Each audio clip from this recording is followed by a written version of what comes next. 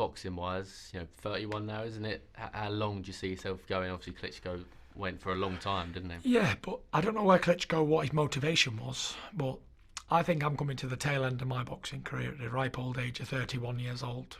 It's a young man's game, and I've had my time in the sun, a few more fights, and I'll relax on the beach somewhere. And I guess looking at that Ruiz-Joshua fight and thinking that the winner of that, as long as you come through with Wilder, you could be facing the winner of that, and it wouldn't be your last fight, you'd obviously hope, but it could be a real another crowning moment. I don't think I'll have many more fights. Maybe another 3 maximum. That's it. Yo, my dance! Make sure you hit that like button, comment, subscribe, and obviously hit the bell for notifications. Well, what can I say again? What was it, about 5 weeks ago, I put a video out saying Tyson Fury announces retirement.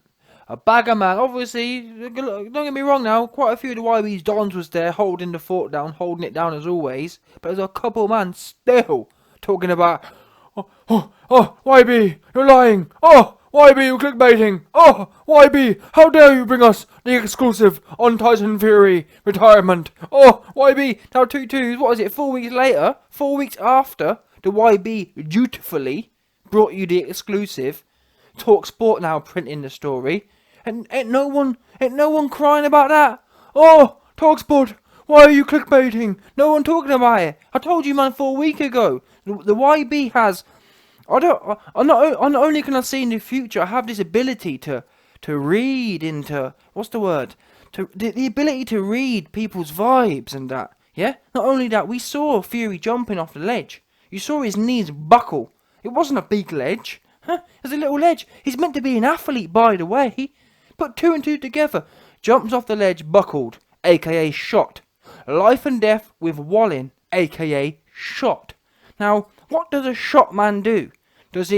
What does a man who goes life and death with Wallin do? Does he go in there with AJ? Absolutely not. Does he go in there with Dillian White? Absolutely not. Does he even go in there with Wilder? Absolutely not. What does he do? Retire, because people say, well, YB, Tyson Fury will stay around and wipe all the bums. But he won't stay around and wipe all the bums because he got in there with Wallin and went life and death. How can you... He can't even fight mid-tier people. People are, I don't know, pick someone. Ortiz will do... I'm sorry, Ortiz will do...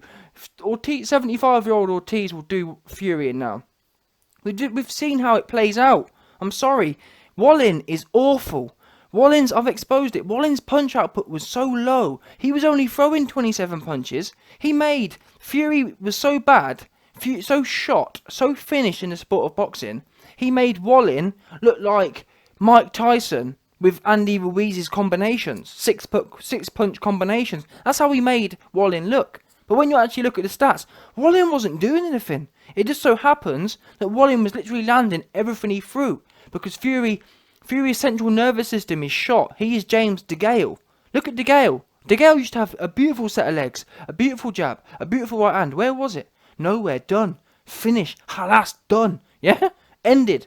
That's where, if you want to know where Fury's magic has gone, he was never even that magical anyway. He's had one okay fight. He's had one life and death fight with Vlad, where he bored pay-per-view viewers to sleep.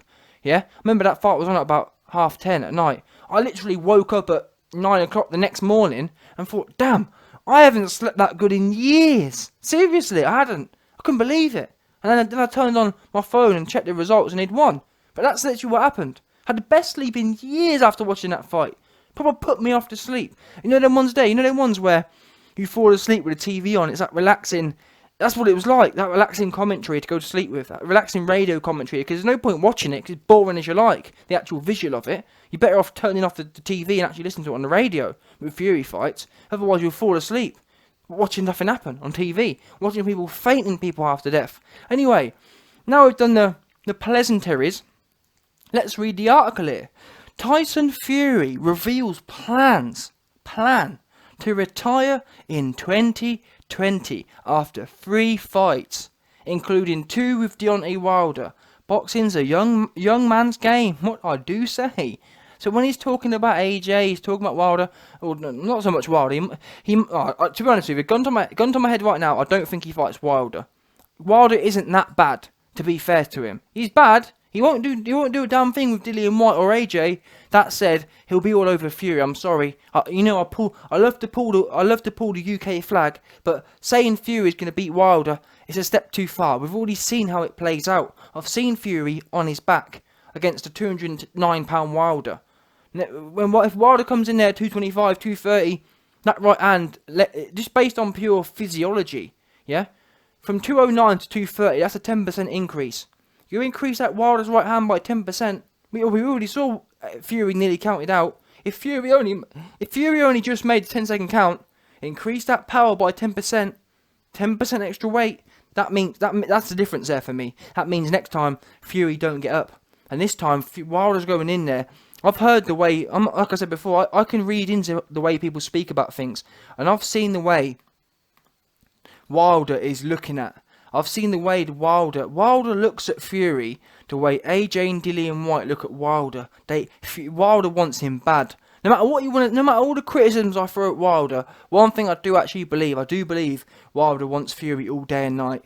I do believe the way he talks about him. You won't never hear Wilder talk about AJ or Dillian White like that. But that said, or Daniel Dubois, that said, you do hear Wilder talking ultra fruity about Tyson Fury. He says, "Listen, oh man, I want Tyson Fury bad. I want to fight Tyson Fury. I want to fight him. I'm gonna knock him out.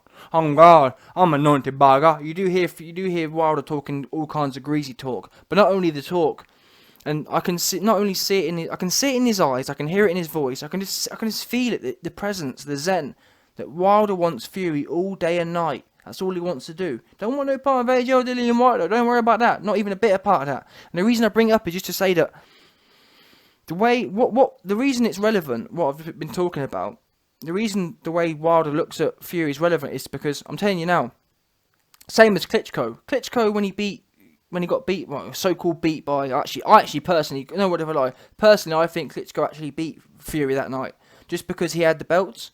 Did Fury take the belts from the champion? No, not in my opinion he didn't. It was a boring fight. That should have been a draw, it should have been a draw in my opinion. Boring as you like. Did Vlad do enough? Not really, no, but it was a draw, that's my point. Vlad didn't win, but neither did Fury. This didn't differentiate himself enough. He's making a fight boring. Being the lesser boring guy doesn't mean you win the belts, in my opinion. Don't get me wrong. If Fury had gone into the Klitschko fight as the champion, of course Fury would have won, but he didn't. I didn't see enough in that performance to sit there and say Fury clearly won. That's my opinion anyway. The point is, after the Klitschko fight, Klitschko wanted Fury bad. There was none of this AJ fight kind of situation, meaning that when Klitschko fought AJ, he spent 30 days humming and ahhing. He didn't want no parts of that rematch, yeah? Meanwhile, with the Fury fight, even though it was much less money than the AJ fight, Klitschko initiated the rematch clause instantly. And on the Saturday night of the fight, Klitschko said, "I want a rematch." You didn't hear none of that in the AJ fight, and there's a reason for that. Klitschko didn't want no parts of the AJ fight, and rightly so. He'd have got his head busted again. Fury, on the other hand, Klitschko was all over it, and Klitschko, I actually see more menace in Wilder's eyes, but Klitschko was going to be the same. Klitschko would have gone in there with Fury, not played around again. That's why Fury went off the rails and made up a whole load of excuses why he couldn't do the rematch, and that's why ultimately I believe that Fury won't do the rematch with Wilder. I just can't see him actually wanting to do that. I just can't see it happening. And as I said, look at Wilder. Look at the way he's talking, and it's not. I can differentiate between talk and talk.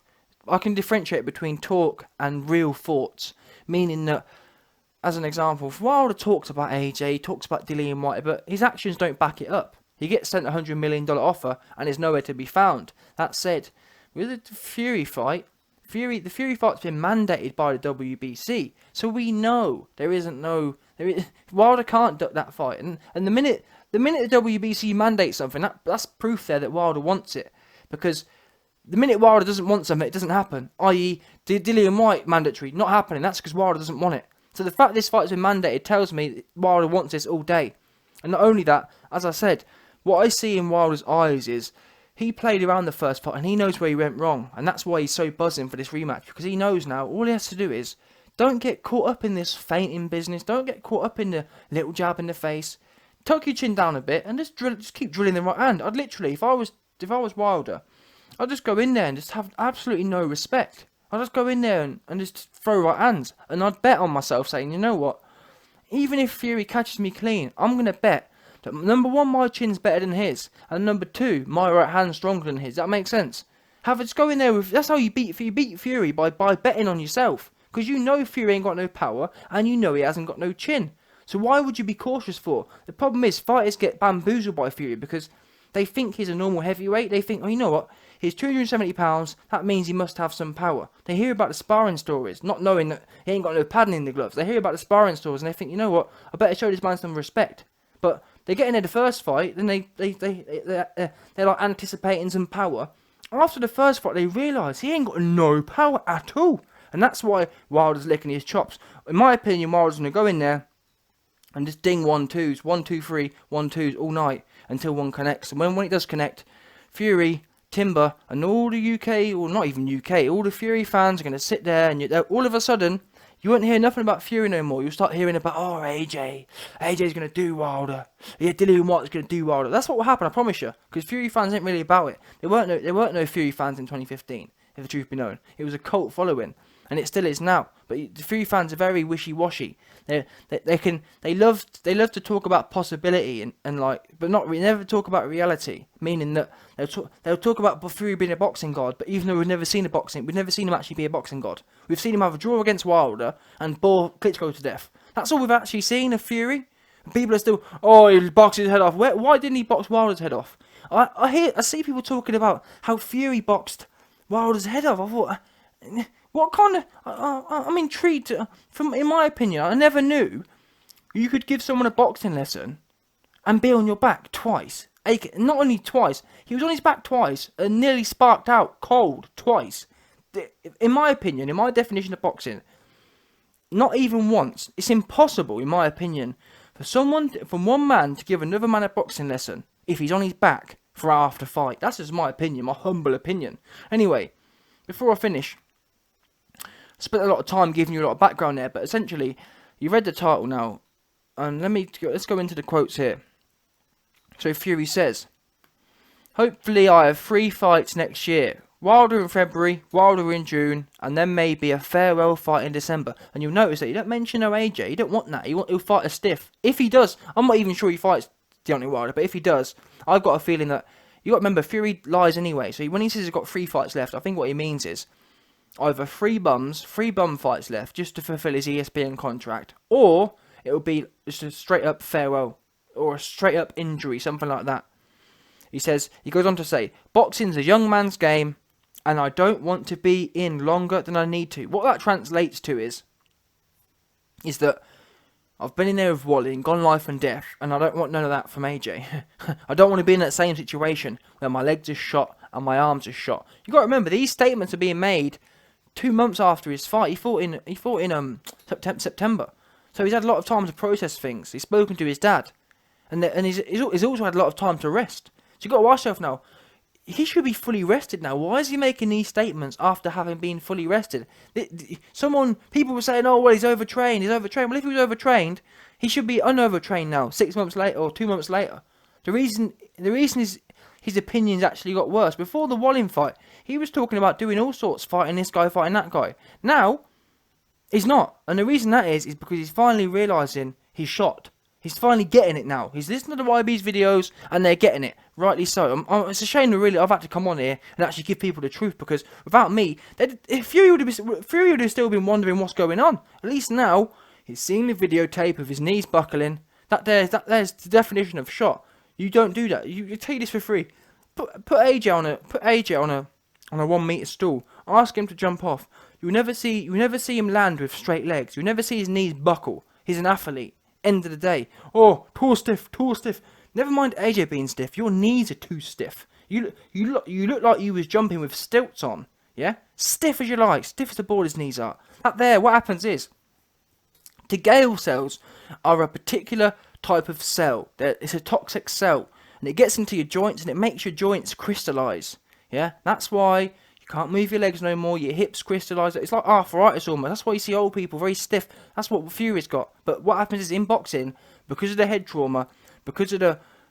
I think it must be to do with the head trauma, because in other athletes we don't really see it. We don't see other athletes shot. It must be to do with the head trauma, essentially. What it does is, it speeds up that aging process, as we saw in Ali, for example.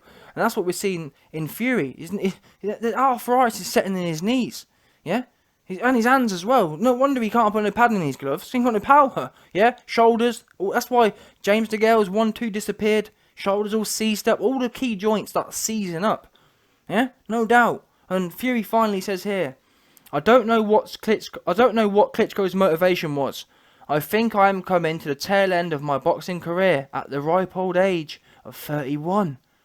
What can I say? I hate to say I told you, man, so did I not? Did I not come on here after the Wallin fight and tell you, man, he's retiring, he's done, he's finished in the sport?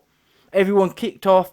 Oh, YB telling Porky Pies. I'm intrigued. I want to know what you, man. I want to know what you hating us dudes who said I was doing this, I was doing that. I want to know what you might think now, because your own man said out of his own mouth. I'd love to know. Anyway, I'm going to leave it there. Let me know what you might think on this one.